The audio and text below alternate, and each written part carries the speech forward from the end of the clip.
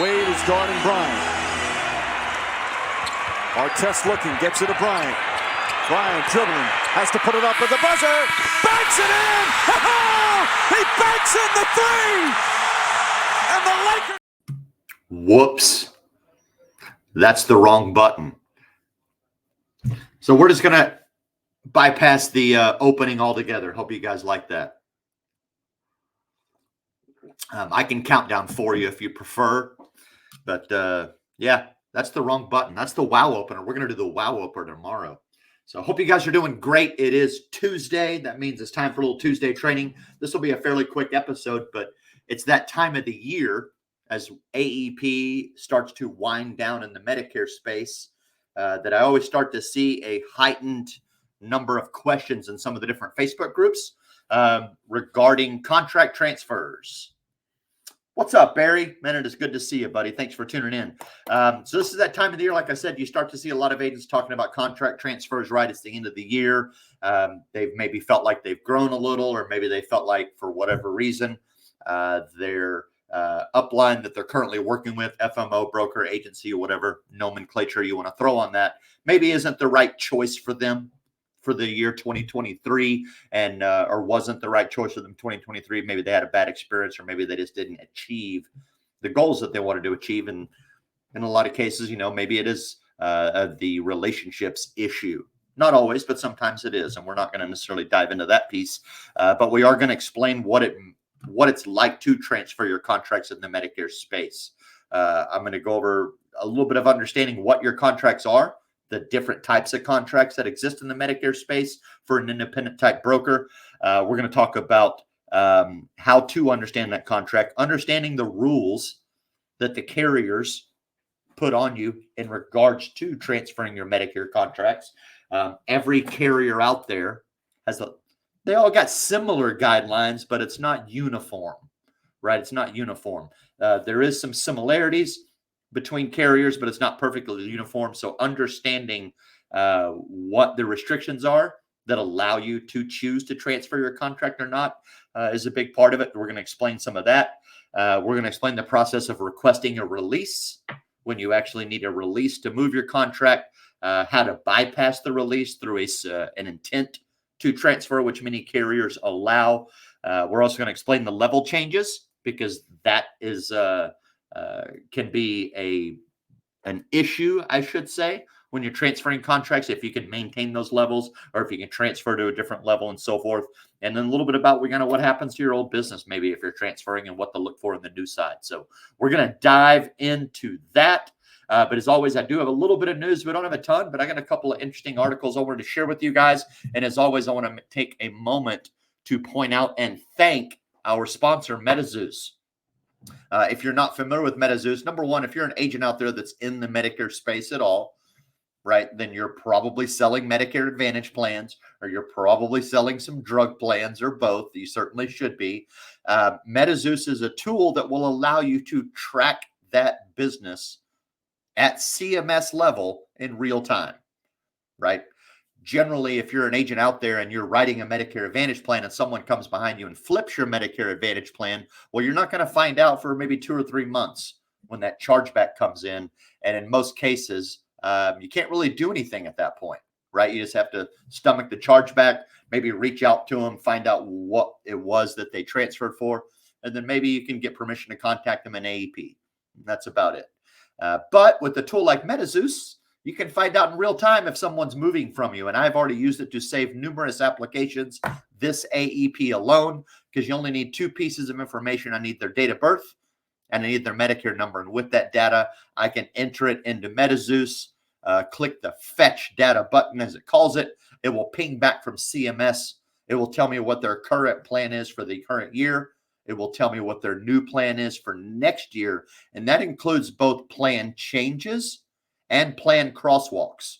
So you'll be able to see both, like, oh, somebody came and flipped my plan, and now it's their client and they've moved from, say, United Healthcare to Aetna or whatever the situation might be. Or it will also tell you if it's just a crosswalk. So maybe they're on a United Healthcare plan that's getting phased out that you wrote them, and UHC is just crosswalking them or navigating them to a different United Healthcare plan. And that was a big situation for us this year, and probably for a lot of you guys out there in the Medicare space. There were a lot of plan crosswalks this year.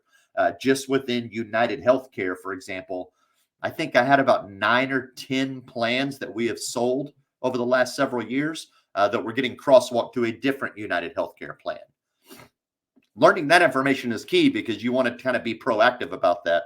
And MetaZeus is a tool that will help you be proactive about it so that you can learn that information, reach out to your customers quickly, find out what's going on with those plan changes, those crosswalks for them, how it's going to affect them, and then obviously do what you got to do to maintain your book of business and keep giving them stellar service.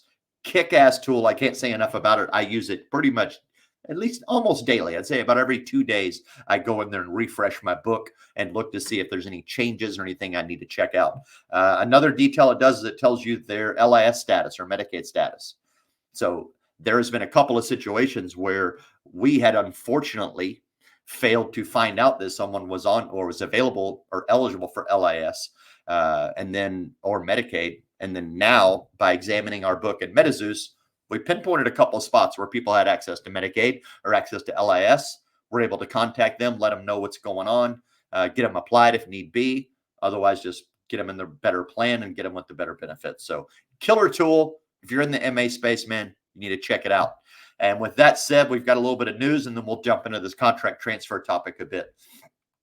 Coming right up, let me get this shared on the screen for you guys. Bear with me a second. And again, I hope everybody is having a fantastic Tuesday. It is absolutely gorgeous here in Austin, Texas today, a little chilly. But here we go, kicking it right off the top. You know how I like to do it. I love to point out fraud, especially when they catch these guys. And as always, it centers around durable medical equipment, aka DME, which is what this entire article is about.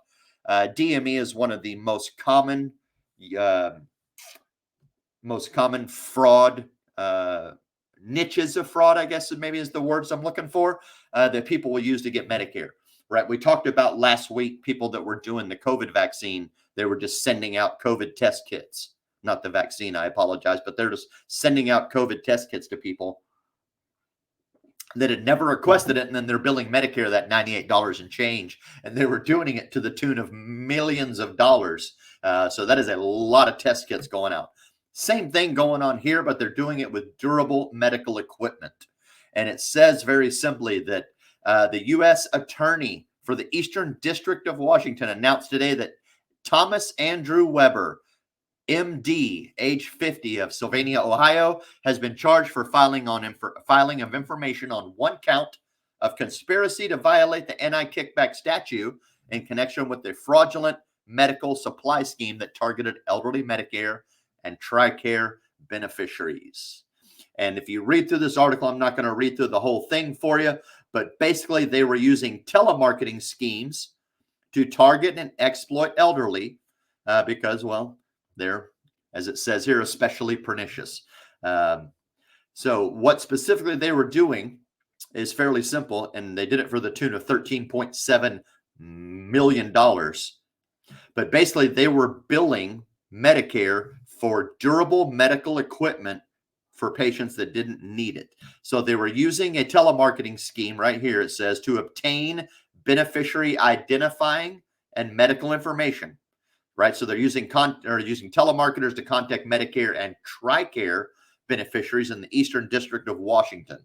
And according to that info, Company A then used the information to create a fake medical record. They're creating fake medical records that reflected a doctor visit that never took place. And then they're ordering or creating medical orders for DME or durable medical equipment, ordering that and obviously billing it to Medicare and getting all that money back. So $13 million in DME fraudulently ordered and charged to Medicare that shouldn't have been there. And the information also alleges that as part of the scheme, Dr. Webster received $839,000 from Medicare and TRICARE for fraudulent telemedicine visits that never took place. That is a lot of fake telemedicine visits. If he's able to redeem himself for $839,000 for pretending that he's doing a telemedicine call with somebody, that's amazing. It always amazes me the initiative that criminals put into making a short dollar quickly versus putting that same initiative towards doing business honestly with integrity and understanding that the long dollar is always going to be bigger than the short dollar. But there we go. Another big fraud scheme. This one related to both Medicare and TRICARE in a durable medical equipment scheme and also some telemedicine schemes that we saw. A couple other things I wanted to show you guys real fast, and then we'll jump into our topic. I talk about Kaiser Family Foundation quite a bit on this show. I reference them quite a bit, and I would highly recommend that if you're not already familiar with them, it's just kff.org.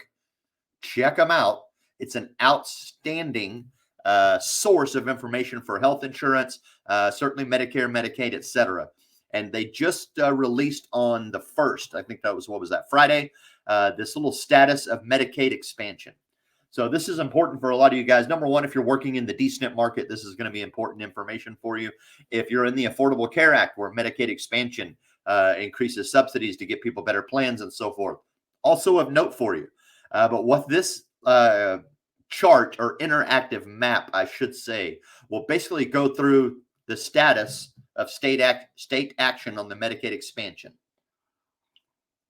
So all your blue states here are the states that did implement and expand Medicaid. The orange states like Texas did not adopt Medicaid expansion. It will further go through a summary of that activity for every single state. When did they adopt Medicaid expansion? When did they not? Maybe what were some of the rules, regulations, who signed off on it, all of those little details, so you can look up some of those details for your specific state. It goes on down and gives you some additional resources as well. So nice little tool here that kind of sums it all up, puts it in a nice place. And that's, again, big reason why I like Kaiser Family Foundation and their website. They put a ton of stuff out there, ton of reports. They're always doing several reports every year on the status of Medicare, the status of Medicaid, status of Medicare Advantage, different health laws that are coming out, trends, etc. Great place to get information that is close, to the vest for you. And then the next one that I wanted to show you guys real fast. Man, I am on fire today, by the way. I don't know if y'all have noticed, but I am killing it with the button mashing, and I apologize. This that I'm now sharing, this is your Medicaid piece that I was trying to show you. So there's your states, right, that you're looking at. So again, all these blue states are your Medicaid adoption states. The orange states are not. And then again, it has the summaries for each state, their actions, the dates, etc., that you can check out. So if Medicaid is one of the things that you pay close attention to, and again, if you're in the ACA space or in the D-SNP space, it certainly should be. And you can pull this out. They've also got, you can download it as a PowerPoint. They got it in table format. So again, Kaiser Family Foundation on the Medicaid stuff. Accidentally, I was showing you this tab, which I'm going to show you now, and that is the Medicare Advantage Spotlight. Every year they do this as well, where they will put out the spotlight for 2024 of all the different Medicare Advantage plans that are in the marketplace. They'll explain the highlights, how many Medicare Advantage plans are out there, what the growth rate looks like, the comparison between the number of HMO plans versus PPO plans, the amazing rise of the special needs plans and dual eligibility, and that goes back with what we were just talking about with the Medicaid expansion and so forth. So it'll give you a lot of great statistics, a lot of great information, charts, everything will really give you a good snapshot of what is going on in the Medicare Advantage world. As you can see here, there's the amazing growth that we've seen in Medicare Advantage over the years, but it will run through all of that, right? Like, for example, that HMOs account for half of all Medicare Advantage plans. Like, it will give you a really good breakdown of what is going in the marketplace, so that you can certainly be a more educated and more efficient agent out there. Even breaks it down by counties, the counties that have the highest numbers of plans all the way down. So huge, huge tool here for you. Again, Kaiser Family Foundation, man, if you're not using it, start using it. It's one thing, and this is something I talked about last week, right? When I talked about some of the lack of skill sets that certain agents have, and one of those is certainly industry and product knowledge. This is one of the sites that you can use to help beef up your industry knowledge, right? So if you're a lot sharper with what's going on in your space, whether it's nationally or just in your specific county, you're going to be more armed to take care of your folks out there. And again, this is a great tool for you. So check out Kaiser Family, bookmark it, save it to your favorites, whatever you got to do. But another phenomenal tool for you. And with that said, man, let's dive into some contract transfers. As I mentioned when I opened the show, it's that time of year, right? I see it every year in these different Medicare groups that I'm a member of.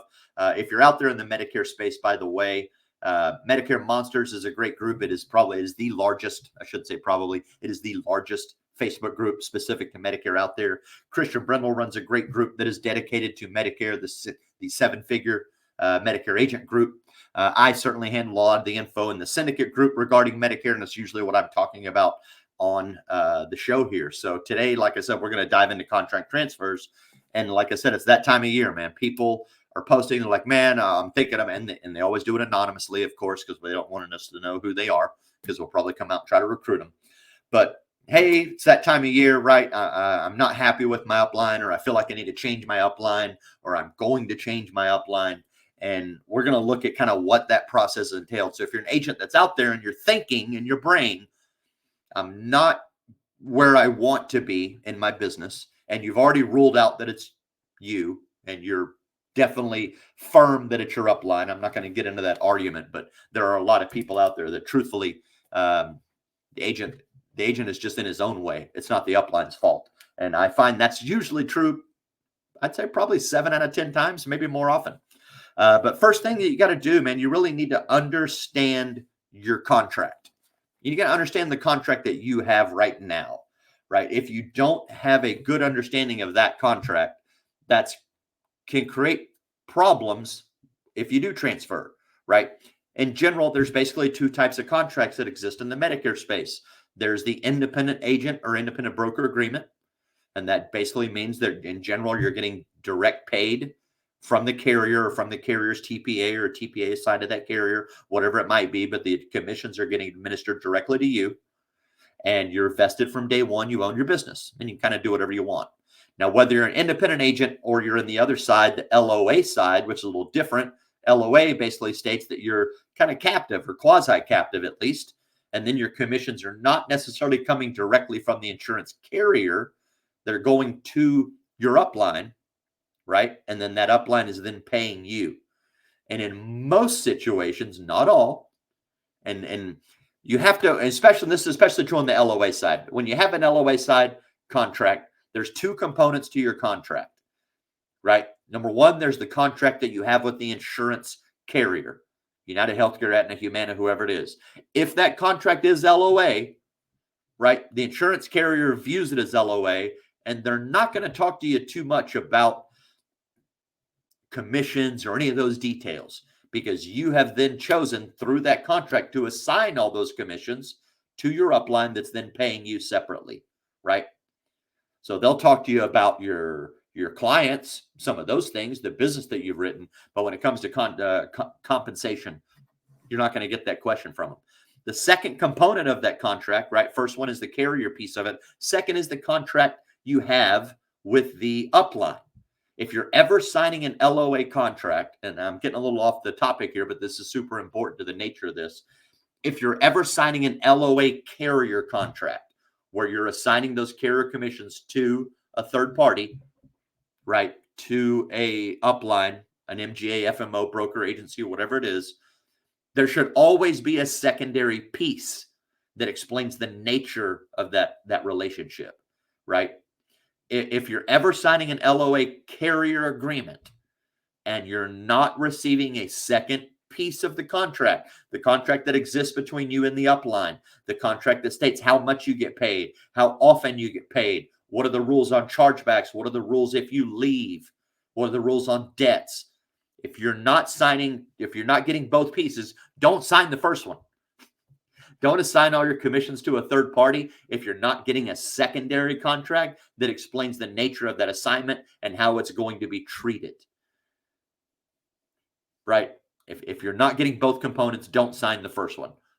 Right? Rant over. But every LOA contract should have those 2 pieces. They should have the carrier agreement that gets you appointed with the carrier so that you can go write that business. And then number two, it should have an agreement with your agency that explains how you get paid, how much you get paid, how often you get paid, how chargebacks work, how debts work, how transfers with them work. What's the nature of that agreement? Is there any captivity, right? Are you solely only able to sell what they tell you can sell?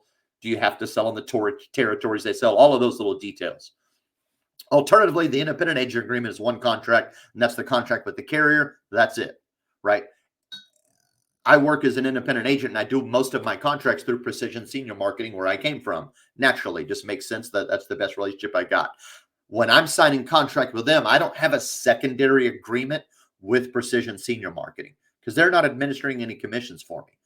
They're just the broker of record, the FMO, because on carriers that I can't go direct, or maybe on carriers that I want to put with them because they have some extra stuff they can do for me, like co-op dollars and things of that nature, for as long as that stuff lasts. We'll see. Medicare seems to be wanting to put some changes on that. But I only have one contract that I have to sign, and that's the contract with the carrier. The carrier's administering everything else. The carrier determines how much I get paid. The carrier determines when I get paid, how chargebacks are handled, how contract transfers are handled, et cetera, et cetera, et cetera. Now, I know that there's a lot of agents out there that have beef on some of these independent agent agreements because you'll look in them and the carrier doesn't, a lot of carriers don't define anything about contract transfers, restrictions, contract holds, transfer holds, et cetera. There's really, a lot of them don't have any language in there. Some of them do, some of them don't. But again, I kind of mentioned that before, that there's no uniform standard for how one carrier is going to allow you to transfer your contract versus the other. There's a lot of similarities, but it's not uniform across the entire product line. So number one, know your contract, right? What type of contract do you have? And more importantly, and this is where I was going with this, what are the consequences in the event that you do transfer your contract? If you're on an LOA agreement, and that LOA agreement is very straightforward and says, hey, when you transfer your contract, we're just going to keep all your business, all your commissions, all your renewals, and you can adios. And we're happy to sign off on a release for you or whatever, but when you transfer away from us, we keep all the business. That's a pretty standard LOA agreement. Not all of them are like that. And that's why I said that separate contract, that secondary component to your LOA agreement with your FMO agency, broker, MGA, whoever it is, that's a super important piece, because that's really going to define and lay out what happens when you transfer your contract, if you're going to get paid. Maybe you've been there for a while and you have a vesting clause in it so that they can keep paying your renewals. Maybe you don't. I don't know. That's a piece that you're going to have to make sure that you have in place, understand, and can determine what is in your best interest should you decide to transfer your contracts. The majority of LOA agreements out there, the vast majority of them, aren't going to let you take your business with you. Some will, some won't. Knowing that is going to be huge for you, because if you just all of a sudden up your contracts and transfer them somewhere else, and then you find out, oh, wait, crap, where's that $5,000 a month in residuals I had built up with ABC Insurance Agency? Well, it's gone because they own the business. And that's where I was kind of talking about when I was talking about the carrier piece of that LOA agreement. Because if that happens and then you call that carrier and go, hey, man, I transferred away, I'm not getting my commissions anymore, they're going to be like, well, your commissions were assigned to ABC Agency. They're the agent of record for that business. They own that business. You need to call and argue with them. Just quit banging down our phone, because we gave you a straight LOA contract that they sponsored, so all the commissions are to them. So understand the nature of that agreement, right? If you're an independent broker and you're getting directly paid from the carrier and you transfer your contract to any broker out there, whether you stay in the independent side or you flip and you go to LOA, that doesn't matter. Any business you wrote is vested and paid to you from that carrier. That's the standard practice on most independent agent agreements. There are a few carriers out there, and this is really true in the Medicare supplement space, that will terminate you if you don't have a certain threshold of business, right? Or a certain threshold of renewals. And it's usually right around $600 to $1,000 in most cases. It's right around that threshold where they actually have to take the time to report your income and send you a 1099. But there are some MedSup carriers I know for a fact that if you only have a couple of apps with them, if you haven't written anything else, they're just going to terminate you, and you probably won't even keep those little renewals. But generally speaking, most carriers in the independent broker world, whether you wrote one app or 101 apps, when you transfer that contract, your business will travel with you, right? So easy determination there. Number one, know your contract. Now, number two, understand the rules, man. You got to understand the rules in transfers. Now, I'm going to talk about MedSup and ancillary products first. And when I'm talking about MedSup contracts, I'm specifically talking about Medicare supplement contracts that are not attached to a Medicare Advantage contract. For example, United Healthcare is all one contract, MedSup, PDP, and Med Advantage. So the MedSup contracts that I'm talking about now are unlike that. These are just standalone Medicare supplement products for the most part. But and maybe they have more products, but they don't have Medicare Advantage products included in that contract. Contracts like Mutual of Omaha, for example, contracts like Prosperity Life that's been running through the Facebook groups quite a bit lately. Contracts like Cigna supplemental benefits, Aetna supplemental benefits, right? Contracts that don't include any type of Medicare Advantage or drug plan product on the contract. They just have Medicare supplements. Maybe they got final expense. Maybe they got hospital indemnity, cancer, dental. They have all those ancillary products. All of those carriers, almost all of them, almost run a 6-month protection clause. And this is what I was saying earlier when a lot of agents have beef with that, because most of them don't talk about it in the contract. You won't find it in any of their points. It won't be on page 3, article 6.7. You're just not going to find it. It's unfortunate. And I disagree with that practice, because I think if they are going to protect the upline that recruited you for 6 months, it should say in that contract that, hey, for 6 months, you won't be able to transfer this contract unless one of these two conditions exists, which I'll address in a moment. But the majority of those ancillary products, and this is pretty true with most final expense carriers too, right?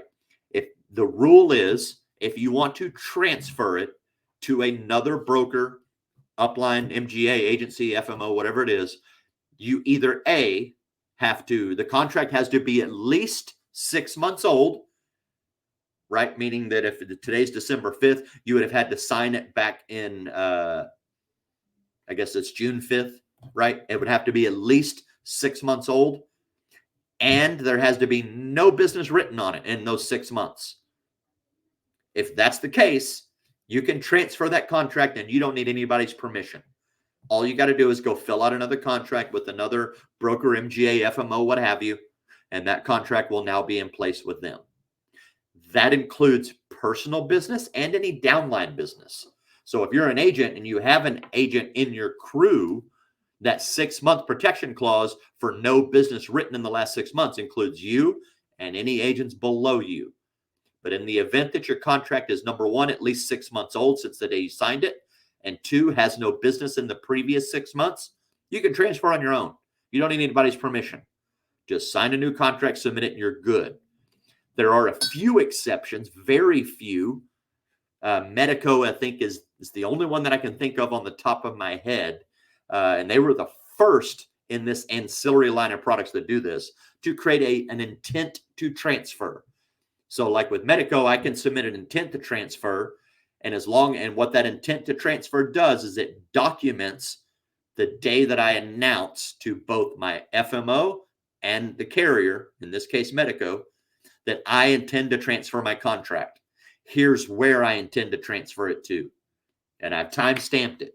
And if I don't get a release, then I can transfer on my own. Okay. Medico is the only carrier that I know of off the top of my head, because I didn't take time to go look at all 65 of them that exist in this space. But they're the only one I know of that on the ancillary side of the business, MedSups, final expense, right? All of those products, not Med Advantage, not PDP, that has an intent to transfer process. Otherwise, most of those carriers are going to tell you, hey, again, is your contract at least 6 months old?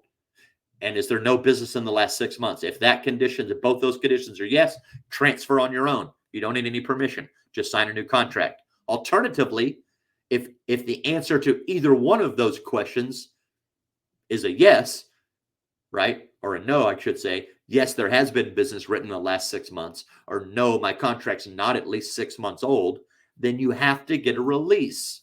And this becomes problematic because of the hierarchical nature of our business, right? There's a wholesale distributor at the top, right? You have the insurance company that contracts a wholesale distributor or NMO, National Marketing Organization. Sometimes they'll call SNMO, SIMO, SFMO, whatever. Whoever's at the top, right, has the top contract, and then they're recruiting other distributors. Maybe they're recruiting FMO levels, SGA levels, MGA levels, and then you're somewhere at the agent level. Now, your direct upline is one person, but then his contract is probably maybe through an FMO that's through an NMO. Maybe he's direct to the FMO or the NMO group. I'm not sure. Knowing who your top level MGA, that's the loose nomenclature, right? If you call any insurance carrier and you're like, hey, I'm Johnny Agent, I'm curious, I want to know who my top level MGA is on my contract. They'll tell you. And a lot of times, and this is what I find true, a lot of agents they have no clue who their top level MGA is. They're clueless because some dude named Fred recruited them. And all they know is like, well, Fred is my FMO. Fred's not your FMO. Fred's one guy that's helping mentor you in the business, right? Your FMO is probably someone above Fred, truthfully. Who is Fred putting his contracts with? So, and this is important because the insurance company, when you're going to submit that release to transfer your contract, they only care about the top level MGA, most of them. Some of them will want two signatures. They'll want your direct upline, Fred, and then they'll want the top level MGA, the NMO signature. Not all of them.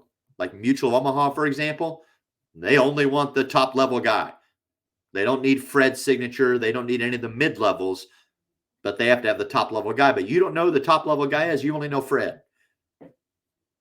So you have to know that most releases will only be accepted by the top level MGA, the very top of the hierarchy. That's the one that has to sign your release to allow you to transfer your contract. And that becomes problematic for multiple reasons. Number one, you don't know who the hell it is. So again, just contact the carrier and ask them that question. Hey, who's my top level MGA? Who's at the top of my hierarchy because I'm trying to do a transfer? And they will tell you. And then you can contact that person and start negotiating it.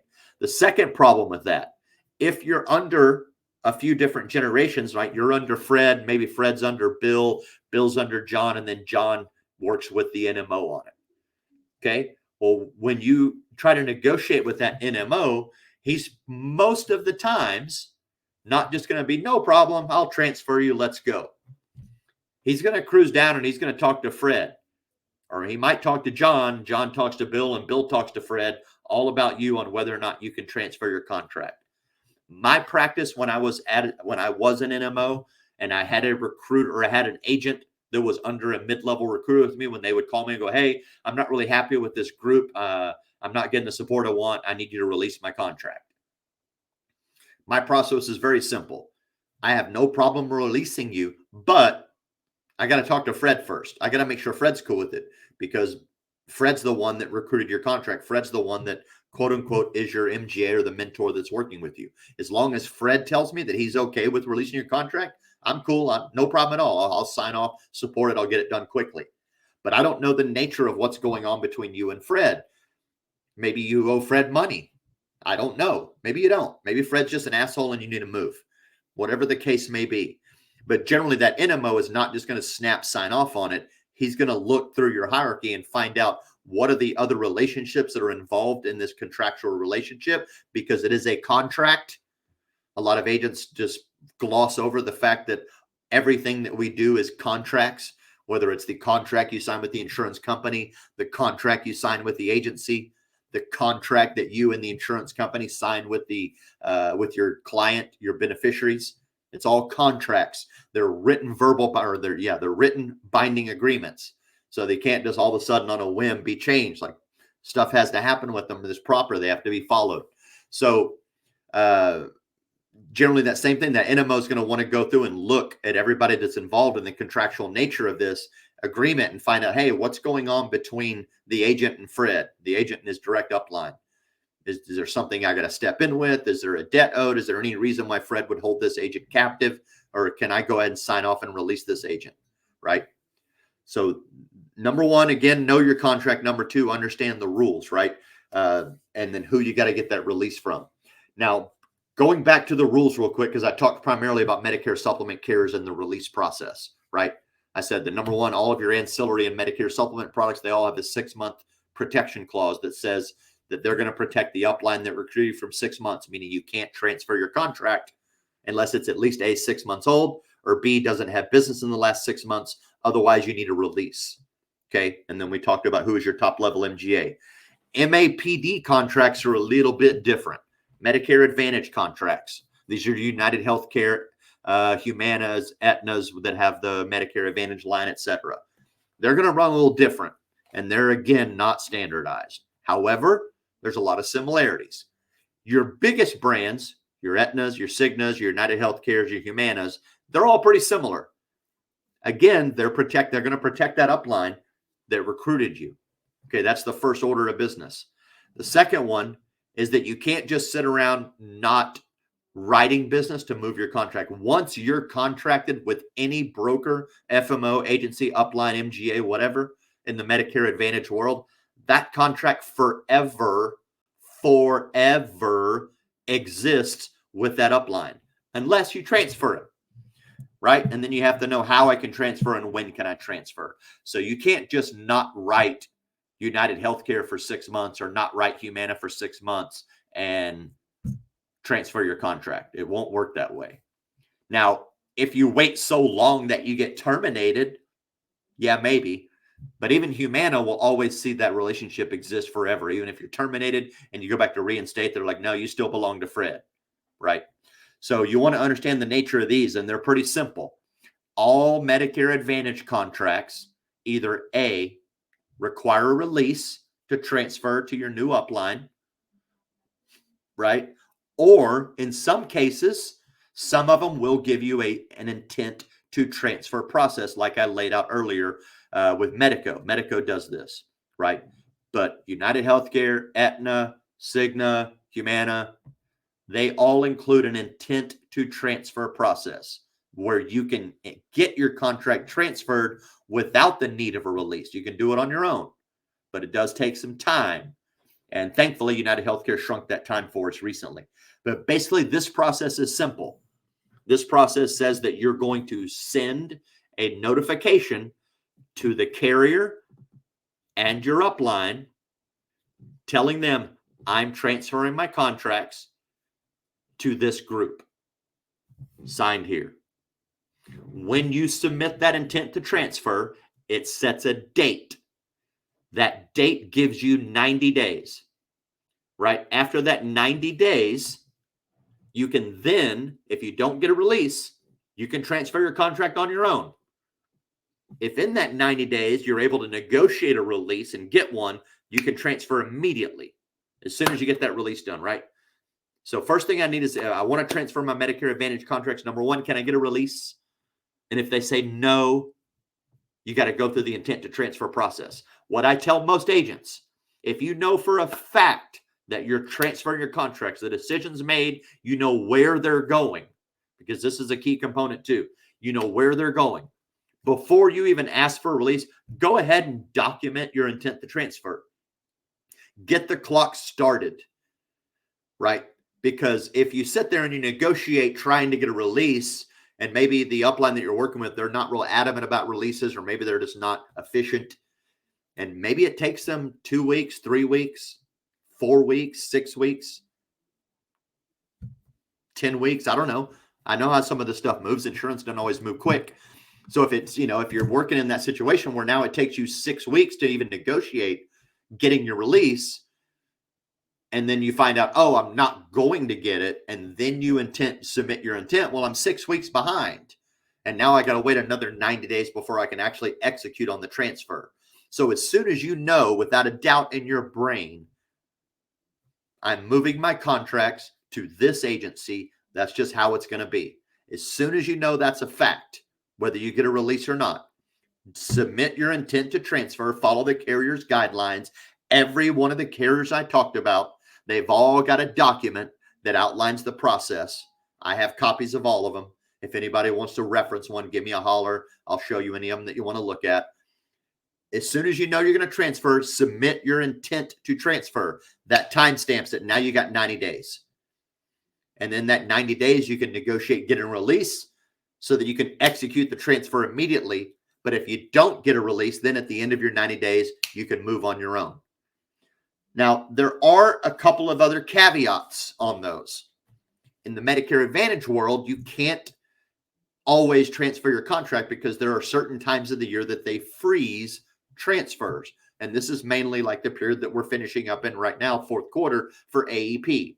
Carriers don't want to deal with contract transfers during the annual election period, the busiest time of the year, right? They don't want any more disruptions. They don't want to disrupt distributions, etc. They want to keep everything, status quo as much as possible.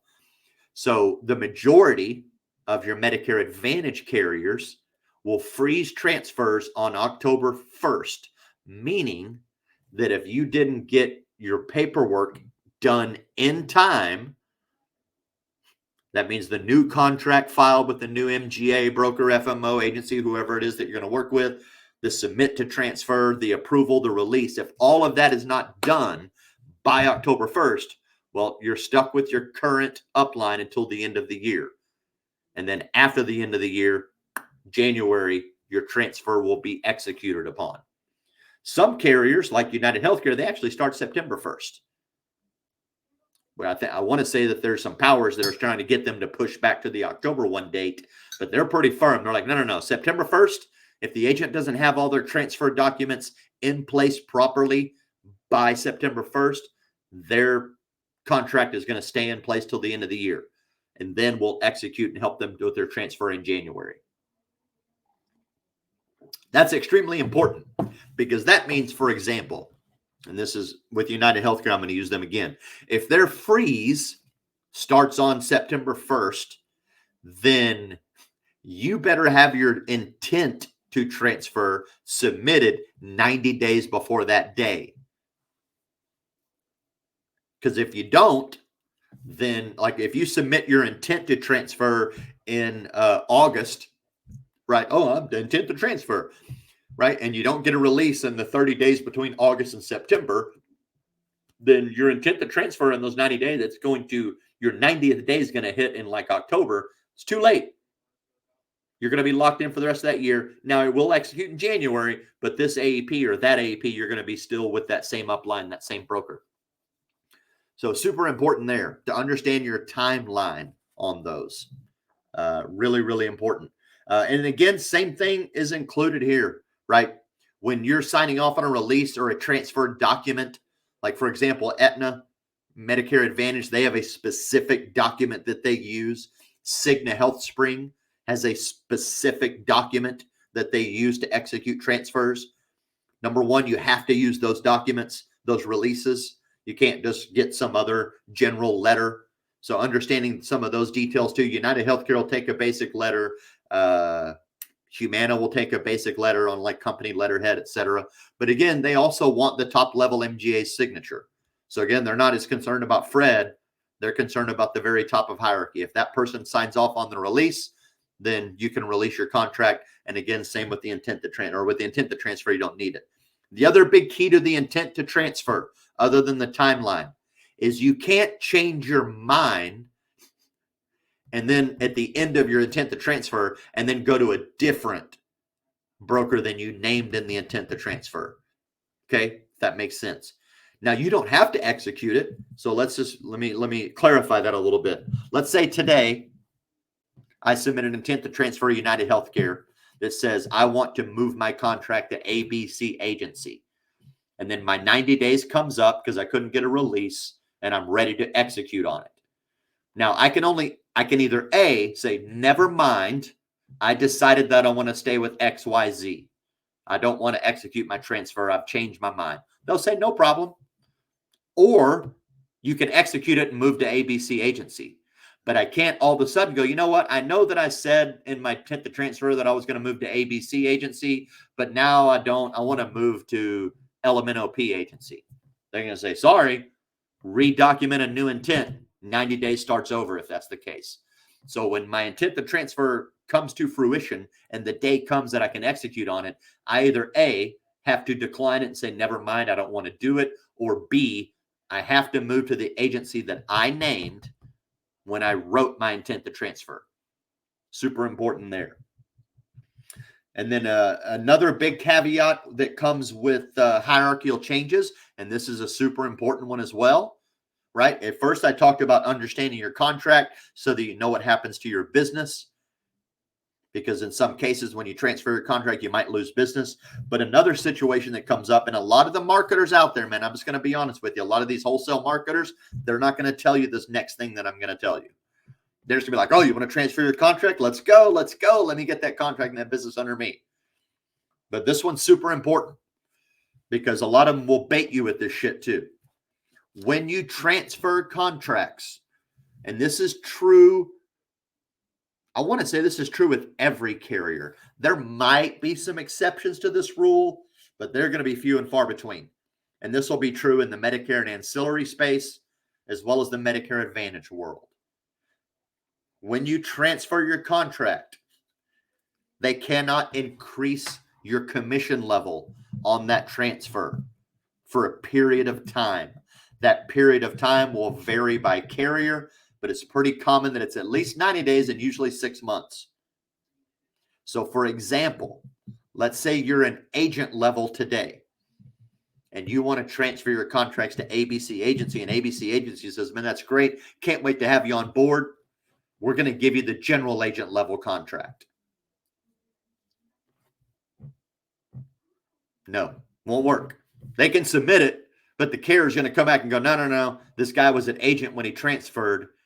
You can't increase commission levels on a transfer. So we have to bring him over at agent level. And then after a certain period, 90 days or 6 months, depending on that carrier, then you can increase their commission to the level that you want. Now, if you're an LOA and you're transferring, it might be it's going to, again, vary by carrier, but in most cases, they will only allow you to transfer to agent level. They won't allow you to transfer to a general agent, an MGA, etc. So, and this is going to be true on your ancillary products as well. So like Mutual of Omaha, for example, I'm just going to use them arbitrarily and pick on them because they don't use those same demonikers for their levels. They call them levels 1, 2, 3, 4, 5, 6, 7, 8, 9, 10, etc. They don't have agent, MGA, SGA. Level 5 is typically their street level on their Medicare products, right? Med subs, etc. So if you're at level 5 and you transfer your contract to ABC Agency, they can't bump you up to level 6 or 7. Not for a period of time. It's at least 6 months. 6 months, I know for a fact with Moo. And if you're LOA and you transfer it to a direct agent contract, that's a win for you, but they still can't transfer you and give you anything above street level. You're going to have to start at street level and then later get moved up. So be aware of that because, again, these marketers that are out there, there's some great marketers. I was one of them. The crew that I used to work with was all great too. We don't play these bullshit tactics, but there are definitely marketers out there that will try to market you through commission increases and say, hey, transfer your contracts, man. They're only giving you level 5, dude. I'll give you level 7. Let's go.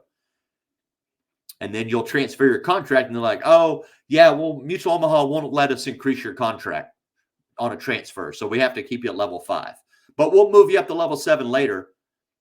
That they conveniently probably forget about 6 months later and you're still stuck at level 5. Same thing in the Medicare Advantage world. Oh, you're not getting GA level contracts? Well, transfer it to us, man. We'll give you GA level immediately. And then you transfer over and they're like, oh, well, we can't give you GA for 6 months because the carrier beholds us. A couple ways around that, or there's only one way around it. One is to get your contract bumped prior to your transfer. Pretty hard to do, though. Most agencies aren't going to want to bump your contract and then sign off on a release for it to move somewhere else. But that would be technically the caveat. So if you have an MGA, upline broker, GA, et cetera, that's super cool like that, and you're like, hey, I know I'm transferring my contract from you, but can you do me a solid? Can you bump it up prior to the transfer? That way I can transfer at a higher level. That's the only way around it, really. So that's kind of the nature of it. And then ultimately, it's obviously just, executing on the process. There is an underlying point here that I do need to make that triggers all of this stuff, right? Like I said, it's that time of year where agents, they start talking about it, right? They start posting, hey, you can go through the Medicare Monsters and the 7-figure Medicare agent group and pick them apart. They're everywhere. People, these anonymous posters going, hey, I'm not real happy with my upline. I'm thinking about moving. I'm not real happy, blah, blah, blah, blah, blah. Where should I go? And I can appreciate that agents are reaching out to what they would assume are other reputable agents to get advice on where they should move their contracts. The problem with that question is that you're going to get some bias on your answer. You're going to get bias from someone that's already a recruiter, right, with an agency. And they're like, well, you should move your contracts to us because we're the best. That's definitely biased. And maybe they are the best, but that's biased. You're going to get bias in the Facebook group from the other members that want to be respectful, right? So like in Christian Brindle's group, when somebody asks about what agency to go to, everybody just says, you should start with Christian. It's his group. It's respectful. And I agree. That's a respectful thing to do. Christian doesn't want us in there recruiting people. So I'm not in there posting like, move your contracts to me. I'm Johnny Aces, right? I made a joke the other day. Somebody asked that. And I just said, oh, we're all under Christian. Everybody is. Same thing in the Medicare Monsters group. Somebody asked, like, who's the best? I'm looking to move my contracts. Where do I move them? Anybody that's respectful in that group says, this is Justin's group. You should give Justin the first shot. Not to mention he's a phenomenal broker and upline and mentor anyway. Both of those guys are. But the problem with that question is, one, you're going to get a biased answer when you ask it in a Facebook group. Number two, even if you're getting some fairly honest answers, that's really not just because ABC agency is really good for me doesn't mean it's good for you, right? Just because being an independent broker with my contracts tied to an NMO that is pretty hands-off with me because they know I'm pretty self-sufficient, just because that's a great answer for me doesn't mean it's a good answer for you. So if someone asks that question, they're like, hey, who's the best place for me to move my contracts with in the Medicare space? And I say you should move them all to Precision Senior Marketing because they're one of the top NMOs in the country. They're really good guys and they give out co-op dollars. That could be a terrible answer for that person because maybe that person needs someone to drive them around to appointments. Maybe that person needs someone that will do a Zoom call appointment with them and actually conduct an appointment with them face-to-face to help them out. Maybe that person needs more detailed, more granular, hands-on focused training than a group like PSM could offer, right? So I always, every time I see that question asked, hey, where do I move my contracts? My answer is always the same. Why are you not happy with where your contracts are at? What are the items in your business that you feel are causing you to fail? Or more importantly, what are the things that you need to be successful in this business that you can't supply yourself? If you can't answer that question, you shouldn't be shopping for a broker, in my opinion. If you can't answer that question, you should probably just go work for an agency that can answer that question for you. Well, here's all the things that you need to be successful. But if you can't sit down and examine yourself and examine your business and go, okay, these are the things that I have to have in order to achieve the level of success that I want. And I don't have the skills to provide these things for myself. Now, if I can have that conversation with myself and I can put a list down of all the things that I know that I can't provide myself, then I can go properly shop for a broker, FMO, MGA, agency, upline, mentor, whatever it is, to find someone that can meet those needs for me. And maybe it's not one person, maybe it's a couple of people. Maybe I'm finding a broker that I can get on my contract with that'll get that type of support. But then maybe I do need to hire someone that can help me get better at sales skills, pay for a program, whatever it is, something I can practice. Right? And some of those questions are simple. What kind of comp do I have to have? What kind of training do I truly need? Can I train myself? Because give me a break, man. There is enough material out there on the World Wide Web that you should technically be able to train yourself. But some people don't even know what question to ask to get the right answers. And they need someone that can just, here's the training book. Read that, pick up the phone, go make money. Can I train myself? Can I develop my own leads? Do I know how to self-market? Or do I just need to buy leads? Can I afford to buy leads? Or do I need someone to give me the leads? Do I need someone to do all my marketing for me?